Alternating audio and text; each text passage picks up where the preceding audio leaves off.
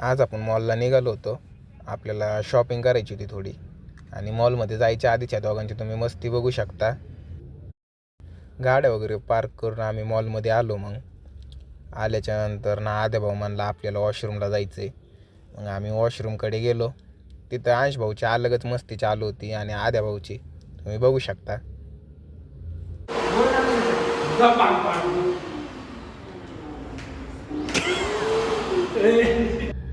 चलता चलता massage machine दिसली आपल्याला.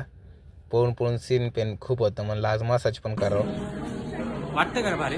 कमेंट करा बरं, बाऊला शेड भारी दिसतो. काय म्हणतात ते 2 ते 3 वॉश मध्ये अंश भाऊला जॅकेट पसंत आलं होतं, पण प्राईस बघून आद्या भाऊ म्हणला काय नको घेऊ तू, तरी अंश भाऊ म्हणला घ्यायचं. मग तसंच आम्ही निघालो आता जिमचं सामान घ्यायला. पण अंश भाऊने तिथंच आपलं वर्कआउट चालू केलं. भाऊनी हेअरस्टाईल पण बनवली आपल्या, नाही का, म्हणजे मुली ॲट्रॅक्टिव्ह झाल्या पाहिजे. भाऊनी शूज बघितला, पण शूजची प्राईस बघूनच भाऊ हादरला आपला. ते म्हणतात ना किडा असतो प्रत्येकाला, तसंच काहीतरी. भाऊची नवीन जॉब बघू शकता तुम्ही.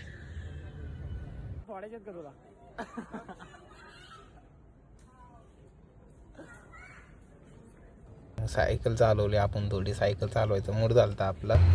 स्टेपिंग भाऊला काय झालं काय माहिती अचानक. ह्या दोघांमध्ये काहीतरी चालू आहे. आपले फोन दाखवले. मग आम्ही घरी निघालो. पण आद्या भाऊ म्हणला काहीतरी खाऊ, पण अंश म्हणला मॉलमध्ये नको, बाहेरच खाऊ. मग आम्ही बाहेर गेलो आणि बर्गर वगैरे खाल्लं आणि मग घरी निघालो. भेटू आपल्या नेक्स्ट ब्लॉगमध्ये.